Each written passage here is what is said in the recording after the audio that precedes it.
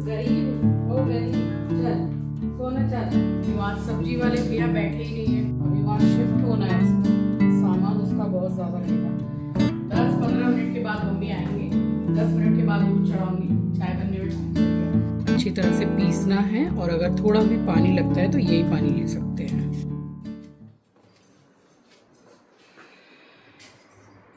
रात का जितना भी काम होता है, डिनर, किचन क्लीनिंग, बर्तन धोना, सब कुछ सारा काम करने के बाद में यहाँ मुंह धोया है मैंने और उसके बाद में ज़रा रिलैक्स फील होता है नाइटी पहनकर, क्योंकि सुबह से रात हो ही जाती है, उसके बाद में ज़रा आराम करने का मौका मिलता है। स्वागत करती हूँ आप सभी का आपके अपने चैनल द लाइफस्टाइल टेल्स में। आप अपना इतना कीमती वक्त निकाल कर मुझसे मिलने आते हैं, व्लॉग देखने आते हैं, उसके लिए आप सभी का दिल से आभार प्रकट करती हूँ। पैर की उंगली में इतना दर्द हो गया है, बट कल से आराम है मुझे।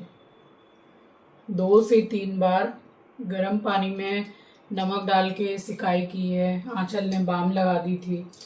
मसाजर है मेरे पास में, आपके साथ शेयर किया था, उससे तो इतना आराम पड़ा है। थाइज में भी दर्द हो रहा था, तो 10 मिनट लगातार वो मसाजर से मैंने मसाज किया, उससे बहुत आराम पड़ा, बहुत अच्छा है वो।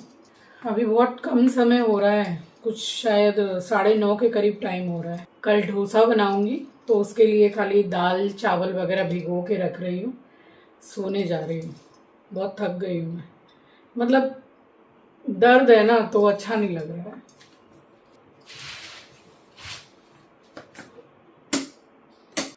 तो दोपहर के समय पे जो डीप क्लीनिंग हुई थी, तो मेरी हाउस हेल्पर मंदिर के ऊपर ही कोलिन रख के भूल गई थी, उसके दिमाग से निकल गया और मेरी भी निगाह गई नहीं। तो अभी मैं जैसे हाथ जोड़ने आई थी मंदिर में, तो मैंने देखा कोलिन रखा हुआ है। वैसे जब इस घर का इंटीरियर करवा रही थी मैंने वास्तु शास्त्र के प्रोफेसर को भी बुलाया था यहाँ पे सारा वास्तु चेक करवाने के लिए। तो उन्होंने कहा था कि मंदिर के ऊपर कभी भी कुछ नहीं रखना चाहिए। कई लोग मूर्ति सजा देते हैं, फोटो सजा देते हैं मंदिर के ऊपर, तो वो उन्होंने बिल्कुल मना किया था कि उस जगह को बिल्कुल खाली छोड़ना चाहिए, मंदिर के ऊपर भार नहीं होना चाहिए। तो इस हिसाब से मेरे मंदिर के ऊपर आपको कुछ भी नहीं दिखेगा। नहीं तो मुझे भी एक मूर्ति सजाने का बड़ा शौक था, मैंने देखी थी, मुझे पसंद भी आई थी, बट वो फिर मैंने उनके कहने से नहीं ली। डोसा के लिए चावल दाल अलग अलग जो भिगोते हैं ना, वो अलग अलग भिगोने की कोई ज़रूरत नहीं होती है। हम लोग सालों से ऐसे ही बनाते हैं, एक साथ भिगो के। तो 3 कटोरी चावल और 1 कटोरी से ज़रा सी कम उड़द की दाल। ये गोविंदो भोग चावल है। वैसे डोसे के लिए या इडली के लिए इडली राइस अलग से मिलता है, या फिर आप अपने घर में जो चावल खाते हैं उसी का बना सकते हैं। गोविंदो भोग चावल से एक बार डोसा बना के देखिएगा और देसी घी में बनाइएगा, फिर आपको किसी भी चावल से अच्छा नहीं लगेगा, इतना अच्छा टेस्ट आता है इसका। 3 कटोरी हो गया, 3:1 का रेशियो है। 1 कटोरी से ज़रा सी कम थी। थोड़ा क्रंच अगर अच्छा लाना हो तो फिर पोहा एक अलग से कटोरी में भिगो दीजिए, क्योंकि पोहा ऐसी चीज है कि 2 से 2.5 मिनट में वो पूरा पानी में भीगा भीगा हलवा होने लगता है। तो इसलिए अभी नहीं भिगो रही हूँ, उसको सुबह भिगोऊंगी। 1 छोटा चम्मच मेथी दाना। पोहा नहीं डालेंगे क्रंच तब भी आएगा, बट पोहा अगर ऐड करके पीसेंगे तो ज़्यादा क्रंच आएगा। पहले इन सबको इकट्ठा मैं वॉश कर रही हूँ। ये सब जो पानी होते हैं ना, दाल चावल धो रहे हैं वो पानी, तो ये सब डाल डाल के मेरा करी पत्ता खूब बढ़िया हो गया है। बीच में एकदम जैसे ख़त्म सा ही हो गया था, बट अब फिर से अच्छा हो गया है।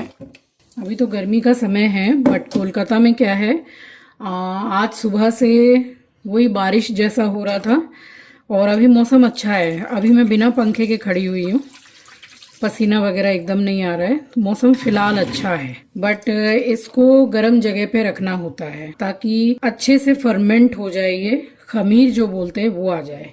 अभी तो फिलहाल मैं इसको भिगो के रख रही हूँ। वैसे जो गर्म जगह पे रखा जाता है वो पीसने के बाद रखा जाता है, तो अभी ये रात भर ऐसे ही भिगो के रखूँगी। 2 नारियल मंगा लिए हैं बड़े बड़े, जितना काम में आएगा आएगा, बाकी एयरटाइट कंटेनर में रख दूंगी और फ्रिज में रहेगा सारी रात, तो फिर बहुत अच्छे से निकल जाएगा, जैसे उस दिन निकाल के मैंने दिखाया आपको।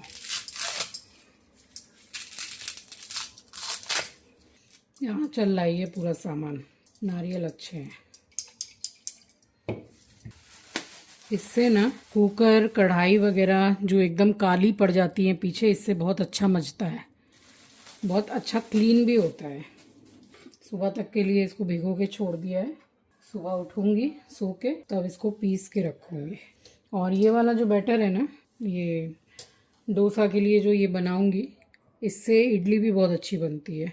इसी से दुनिया भर के सामान बन जाएंगे। बैटर एक, रेसिपी अनेक। दोपहर से मैं 1 सेकंड के लिए भी लेटी नहीं थी, आराम ही नहीं किया मैंने, इसलिए मुझे रात होते होते नींद आने लग गई। इतना बड़ा बिस्किट का डब्बा लाई है आज। बाहर गई थी, सारा सामान वगैरह वही लेकर आई है। 200 रुपीज़ का। किससे लाई है पता है? उसको ये आटे वाले बिस्किट बहुत पसंद है, चाय में डुबो के खाने के लिए। मीठे हैं, चीनी वाले हैं, मैं नहीं खाती हूँ उसको। तो जो चाय की टपरी होती है, चाय की दुकान थोड़ी अच्छी सी थी, उससे लेकर आई है 200 रुपीज़ का।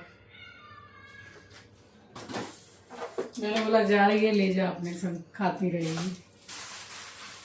सामान तो इतना हो जाएगा क्योंकि अभी वहाँ शिफ्ट होना है उसको, तो सामान उसका बहुत ज़्यादा रहेगा। मेरा तो एक सूटकेस ही रहेगा, एक मेरा बैग रहेगा, हैंड बैग, बाकी सारा सामान उसी का। सामान ज़्यादा है इसलिए ट्रेन से ही जा रहे हैं, क्योंकि फ़्लाइट में तो आपको पता ही है कि एक टिकट्स के साथ आई थिंक लगेज में जो दे सकते हैं कुछ 15 या 17 kg, बट उसका तो वेट बहुत ज़्यादा रहेगा। 3 से 4 तो आई थिंक सूटकेस रहेंगे, तो वो ट्रेन में ही ठीक है। एक्स्ट्रा लगेज होता है ना, तो उसका कितना ज़्यादा चार्ज करते हैं कि कुछ कहने की बात नहीं है। देखिए यहीं पर दिखाती हूँ, ये देखिए, अभी मैं जब निकलूँगी यहाँ से जाऊँगी तब ये जाएगा, देखेंगे आप। चलो चलो सोने चलो, चलो।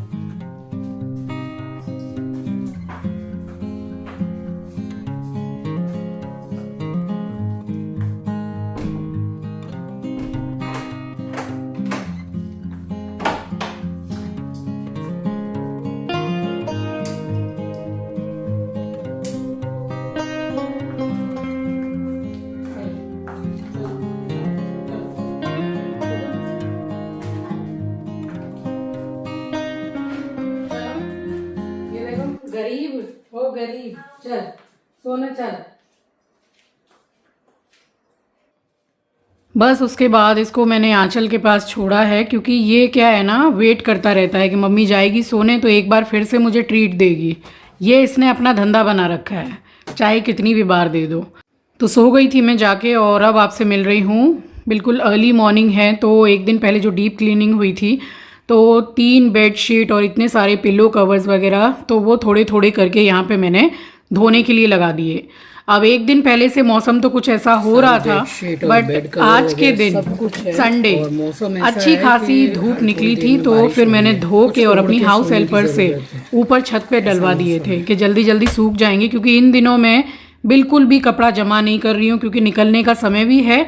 तो कोई ऐसा कपड़ा ना हो जो धुला नहीं है और आंचल को लेके जाना है, तो सारे ही कपड़े मैं भले ही कम हो मैं धो देती हूँ, फिर मशीन में लगा दूँ या फिर हाथ से धो लूँ। अच्छी तरह से वॉश कर लिया था 3 से 4 बार, और उसके बाद इसको भिगो के रखा था रात में। तो अब इसको अच्छी तरह से पीसना है, और अगर थोड़ा भी पानी लगता है तो यही पानी ले सकते हैं। फिर किसी गर्म जगह में इसको रखना है। कलकत्ता का मौसम अभी इन दिनों अच्छा है, बहुत ज़्यादा गर्मी नहीं है। तो 2-2 3-3 ये छोटी वाली जो चम्मच है, इसमें से पानी मैंने लेके और इसको पीस लिया है। तो गर्म जगह पे रहता है। सबसे मेन चीज़ तो ये है कि इसको पूरा 12 से 14 घंटा के लिए गर्म जगह पे रखना ही पड़ता है, तभी ये फर्मेंट अच्छा होता है। बट मैं बिना फर्मेंटेशन के भी बना के आपको दिखाऊंगी, क्योंकि इतना ज़्यादा समय तो हुआ नहीं। बिल्कुल सुबह सुबह पीस के मैंने रख दिया, बट लंच के समय तक भी कितने घंटे हो गए होंगे, ज़्यादा से ज़्यादा 7 घंटे 8 घंटे, तो वो भी मोर देन इनफ है। मैं आपको बना के दिखाऊंगी और बेहतरीन बनते हैं। फिर आप इसको बाहर ही छोड़ दीजिए। और ये वाला जो बैटर है, इसको आप फ्रिज में स्टोर करके रखिए 7 से 8 दिन कुछ भी नहीं होता है इसको। जितना आपको लगे निकालिए, हल्का सा नमक मिक्स कीजिए और बनाइए। बट फर्मेंट हो जाए तो बहुत अच्छा है। बच्चे शुरू से बहुत पसंद करते हैं घर का इडली डोसा, तो मैं हमेशा ये जो बैटर है थोड़ा ज़्यादा ही बना के रखती हूँ स्टार्टिंग से। जैसे उनको मन है टिफ़िन में ले जाने का तो टिफ़िन में खा लिया, नहीं तो लंच में खा लिया, नहीं तो ब्रेकफास्ट में खा लिया। तो इसको बना के रखने में कोई दिक्कत नहीं है। अभी सुबह का काफ़ी एकदम सुबह का ही समय हो रहा है और ये लंच में बनेगा। तो अभी फ़िलहाल इसको मैं ढक के रख रही हूँ, बाद में देख लूँगी पानी वानी कुछ डालना होगा तो ऐसे भी डोसा एकदम बढ़िया बन जाता है। इससे आप उत्पम भी बना सकते हैं, डोसा बना सकते हैं, इडली बना सकते हैं, बहुत सारी चीज़ें बनती है इससे।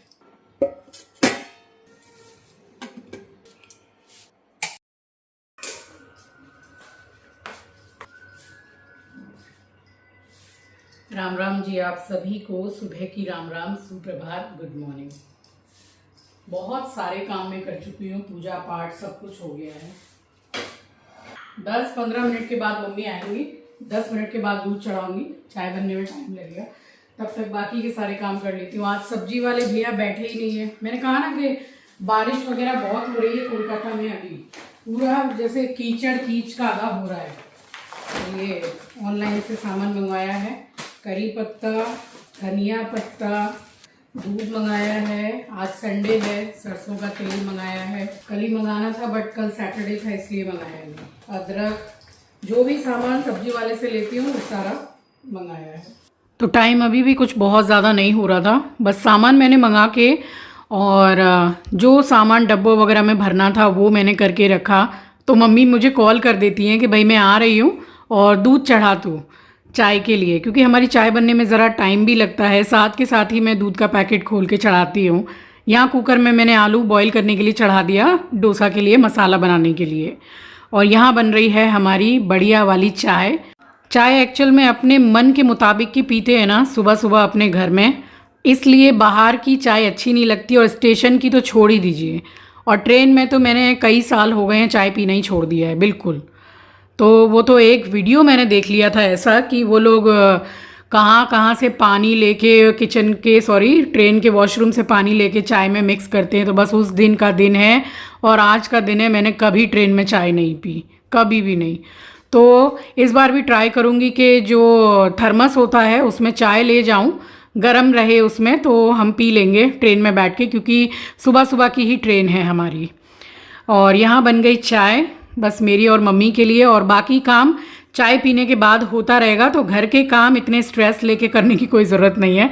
चाय पीने के बाद में यहाँ पे पीसने लग गई हूँ मैं चटनी।